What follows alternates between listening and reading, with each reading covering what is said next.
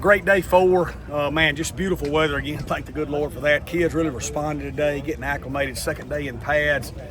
Got some installation of red zone. Really spent a lot of time talking about that last night as a football team, what it means to be in the high red, the low red, how to attack that offensively and defensively, and how to counterattack it. And I really think our kids are taking the next step as far as situational football and understanding that. And just proud of how we're working and how we're growing. And got a long way to go, but we got pieces to work with, and they're really, really fun to coach. So with that, I'll open it up.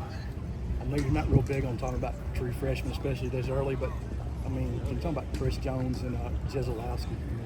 Yeah, so I'll start with Jezelowski first. I mean, he's going to play. I mean, it's obvious. I mean, he's going to start in some packages unless something changes quick. I mean, he's as dynamic of an early true freshman as I've ever had. Just comes from great family. His grandparents, Earl and Lizette Stevens, were come from tremendous athletes. His uncle, Andy Stevens, held the state record in touchdown passes in a season at one point in the late 80s. Todd Sandroni, he's kin to him, the great Todd Sandroni. Yes, I mean, he's kin to all the Ashleys and Ingemar that won all those basketball. So, his bloodlines are just phenomenal. And you can see it, man. He's just a competitor and a winner. His daddy was a pro hockey player. So, he's got it. Whatever it is, he's got it. Chris is coming along, too. Extremely physical. Really good football player, really physical, put so much into it. He's just got some older guys in front of him that have played so much football, but man, he's pushing them. He had a great opportunity today with Trey Pinckney, a little overheated and dehydrated, and I can't wait to watch the film and see how he took advantage of it today, but I know he did. He puts everything into it. I wanted to ask you about Armandous and just getting the player back like that. I asked Clay yesterday, but can you talk about how he kind of came to Southern Miss, and then I feel like he's a player who kind of flies under the radar. Yeah, he's just another one of them D linemen, Dima, that has played a bunch of snaps at such a high level. Dominant player in 2022 for us. Had a chance to be an elite player last year before the injury. He's from Wayne County. He's a Cooley from Wayne County. His uncle played here, Travis, one of the great old linemen in this school's history. Played in the NFL. He went to Mississippi State. Same deal. Wants to be loved, wants to have a relationship with his coaches. He's a college graduate. I just love Cooley, man. I love what he stands for. I love his family. And he's Southern Miss all the way. He's going to have a really good year. And he's real physical on that line. You better believe it. He's strong when he gets in big paws on you, man. And he's explosive. Yeah. He's got great twitch, great ability, and good football player. When you talking about red zone earlier, kind of just expand on that and what, maybe are there some tweaks or things that you guys are trying to emphasize, in the red zone to get better in that? Yeah, that's one of the things I think with me just being the head coach that can filter throughout, as opposed to, we talk as how to win a football game as a whole unit, and we spent a lot of time on that last night. Defensively, if we're in the red zone, the field is twice as wide as it is long once you get to the 16-yard line. That's extremely difficult for the offense. Well, the defense has got to use that to their strengths. There's some calls on defense that you wouldn't call right there because you're already at an advantage. Offensively, you got to understand right there, the closer you get, the more the field shrinks, the harder it is for you. Scrambling at quarterback is so much more important right there. If you look at, I bet 95% of all Tom Brady's scrambles were in the low red zone throughout his career, because a throwaway down there is not good unless, you don't want to turn it over. But a 1-yard scramble going from the 5-yard line to the 4-yard line is a significant amount of movement. Whereas out in the middle of the field, it's not that big a deal. So just teaching how the situation changes, and I think our kids are grasping that. I think that's kind of the next step, because we know how to play. We got so many people that know how to play college football now. So it's kind of like we've gone from math to college algebra. Now we're getting into a little bit of calculus. But you have to build that foundation. That's the advantage of being in year 4. A little bit on how Tate threw the ball today. Man, he's throwing it, ain't he? Golly. Was the seam ball to Kyron Heath sticks out. Give me another one. He had several today. Man. He had the fade ball, got shut down on the left, and rolls back right and finds the guy in the back of the end zone. That's right. Yeah, that's right on the scramble in the red zone. Unbelievable play. Yeah, he's had 2 really good days in a row. Like the kid, like his competitive nature, like his belief in everybody around him. He's becoming a kid that kind of, our kids gravitate to, and of course Ethan and John are that way as well. Larry Simmons today, I felt like every play he was just open, and he was there for his quarterbacks. He's been one of the highlights of camp so far. Unbelievable day 1, really good day 2. day 3, the ball just didn't find him quite as much, but he did good. And then again today, it found him. But you can tell he's healthy again. He looks like Moss Point Larry. That's what I tell him, man. You look like Moss Point Larry again, you know. And we got his confidence back. We've kind of got his swag back. Desmond Lindsay's done a phenomenal job, and I think Larry is poised to have a nice season. I really do. Talk about Braxton Myers a little bit at that corner spot. Yeah, so we moved Braxton to safety for 2 reasons. We wanted him to learn it, because the more we can do with you, the more we can do with you. So we did that through the summer. We moved him back to boundary corner. He's got extreme physicality for a corner, which is an asset at boundary corner. He brings a little more physicalness to the deal. Will he play corner forever or safety? I'm not ready to make that statement yet, but he's a kid that's learning both because he can do both, and really gives us another super talented former 4-star recruit right there, to go with Michael Caraway at that spot. And excited about Braxton. Another great bloodlines, right? Michael Myers, from Vicksburg, played in the NFL 10 years, is his daddy. Jason Myers, me and Coach Red played with his uncle at Murray State. Just great bloodlines. Do you think that moving practice an hour earlier today was helpful? What do you think? For me, it was. Well, hey, if it was helpful for you, I promise it was helpful for everybody. No, it was great. It was great. It was a great move. As all Southern Miss fans will attest, I don't make a lot of good decisions, but that was a good one. Can you speak a little bit to Ethan?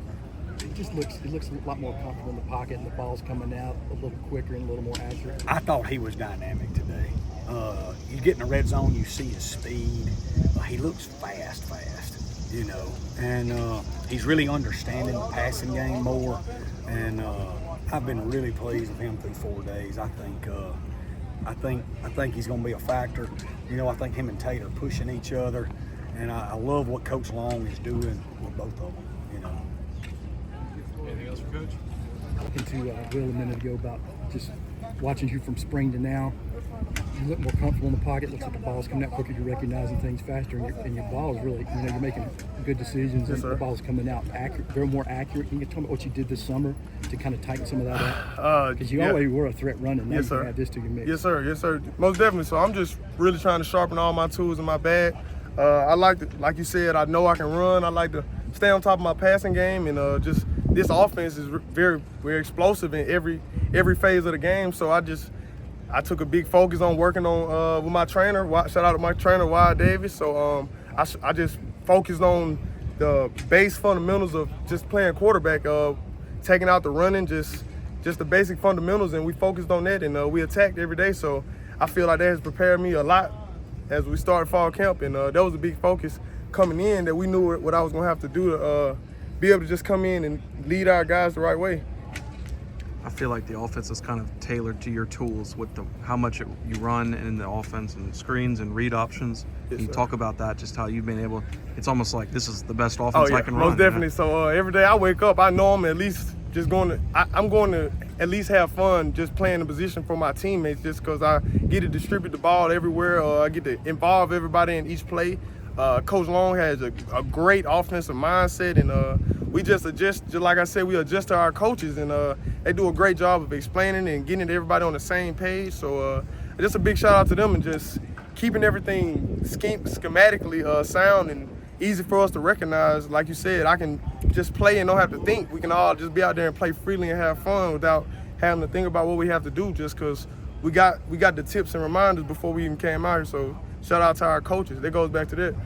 What are some things maybe from the quarterback standpoint, or just the whole offense that you guys are trying to emphasize or nail down at this point in the fall practice? So day 4, we worked a little red zone, high red. So really just quarterback wise, we just worked on completions.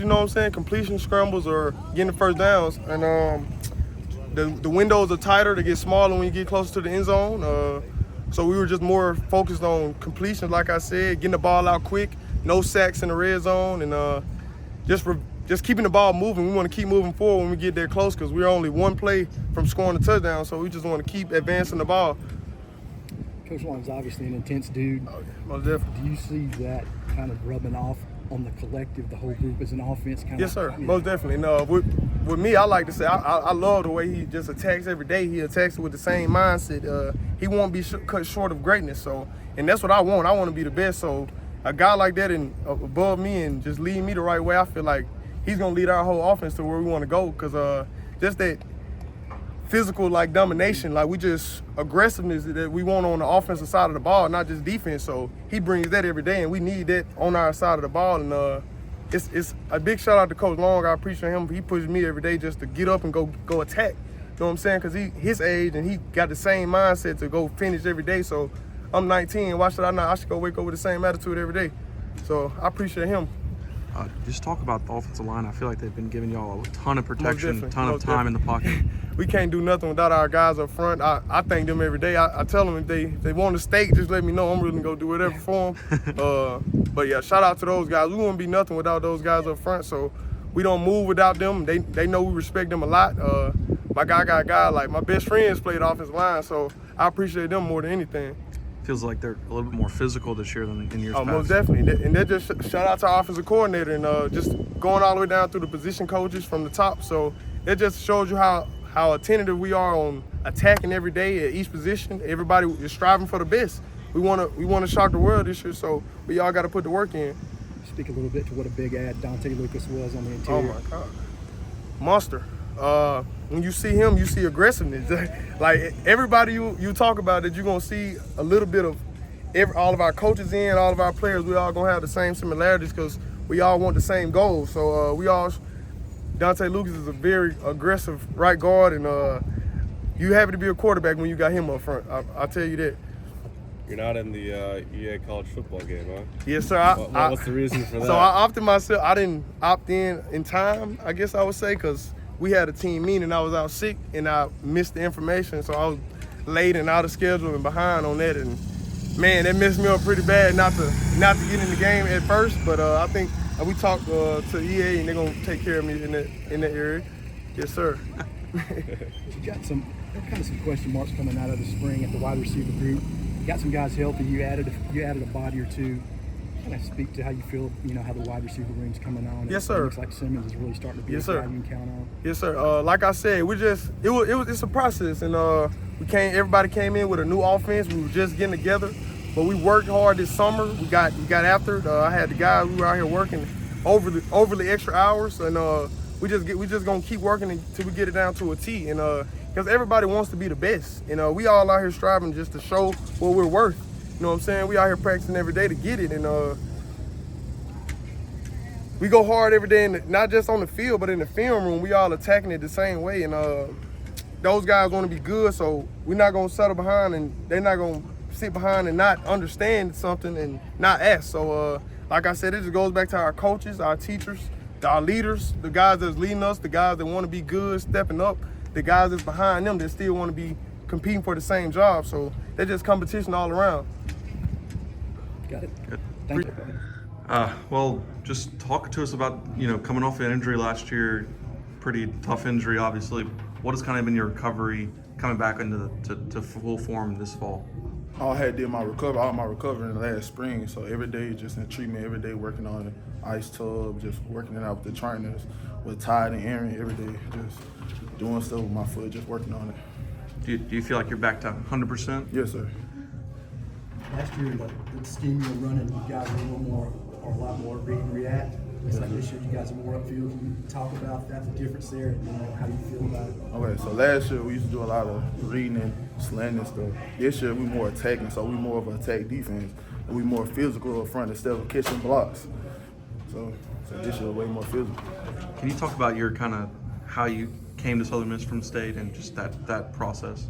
Okay, so I'm not in the transfer portal. Coach Howard reached out to me. So Coach Howard the one gave me all the support, all the love, the whole coaching staff. So I was like, Southern Miss the move. So that made me make the decision to come to Southern Miss. What's it like working with Fred Wyatt as a D-line coach? He's a very energetic coach. He make us work hard every single day and just push us hard every day. In Indy and the team periods, he working us like very hard. So I love him. You guys got some older guys have got a lot of reps, particularly on the interior. Can you kind of maybe hit on some of you guys' goals and y'all's expectations for this season as a D-line group? Mm-hmm. So our goals this year, we just want to dominate the game, control the game at our pace. So we just want to attack and just play and make plays and let everybody else come together.